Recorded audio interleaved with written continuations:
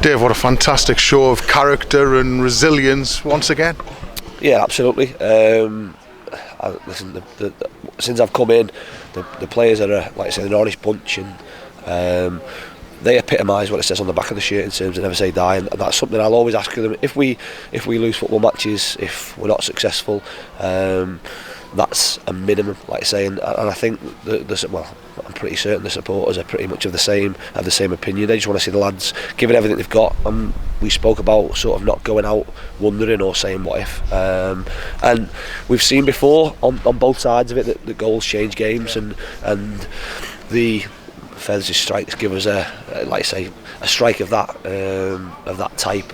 Is always going to put you on the front foot, but it's given us a real injection of energy. We've obviously changed our shape. We've got a bit more gung ho, and I've got a draw out of it, and with a draw now, we'll look forward to that on Monday evening. Was it going to take something like that this afternoon? Because Exeter defended quite stubbornly until that point, hadn't they? They did. We had some. I thought first half again. When you come here, you can almost be a little bit safe. I thought we were safe. Out of possession, we knew what shape we wanted to play, but in possession, we've spoken about it going and affecting the game. Obviously, Kenton's come in for Peter, and probably for him, it's his first game in a while, and was probably a little bit safe to getting himself through the game. But once he started going forward, it just opened things up for us. So. It's a hard one, but like I say, we've shown an awful lot to make sure we're in that draw, and once again give the people that travelled something to go home happy about.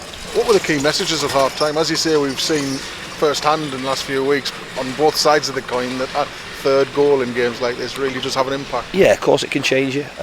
We've been on, like I say, both sides of it. So half time, we spoke about that really. Not losing or not going out wondering what if. Like I say, Tuesday we were brilliant. Again, I question how much we run forward the first half, because like I say, our shape out of possession was to nullify them and nullify their threats, but in possession to run forward and go and cause them a problem. We've got two willing runners up the top end of the pitch, and ultimately they will run all day for you, so you've got to give them the ball.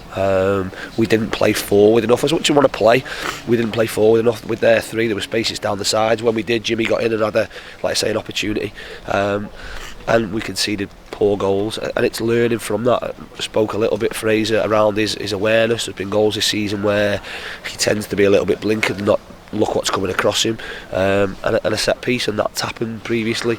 So it is about, again, doing your jobs. We give ourselves a mountain to climb, and we gave ourselves a challenge, but again, we love a challenge, and the players take all the credit for keeping going and coming back, and like I say, giving us something to look forward to on Monday evening.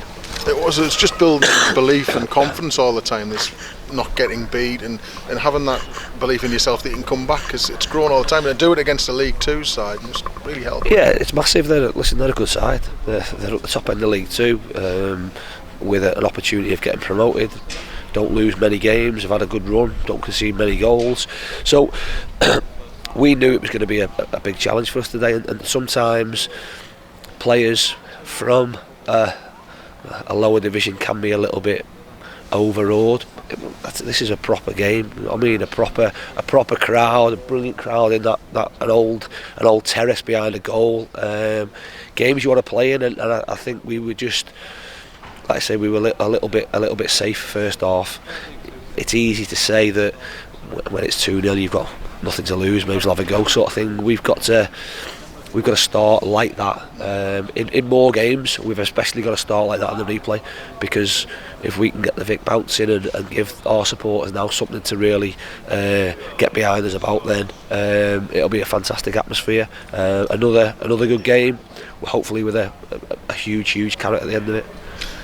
Good travelling support of 133, and I think you had Jeff Stelling nearly on the pitch in the last 20 minutes or so as well. Yeah, they'll have enjoyed it obviously up there.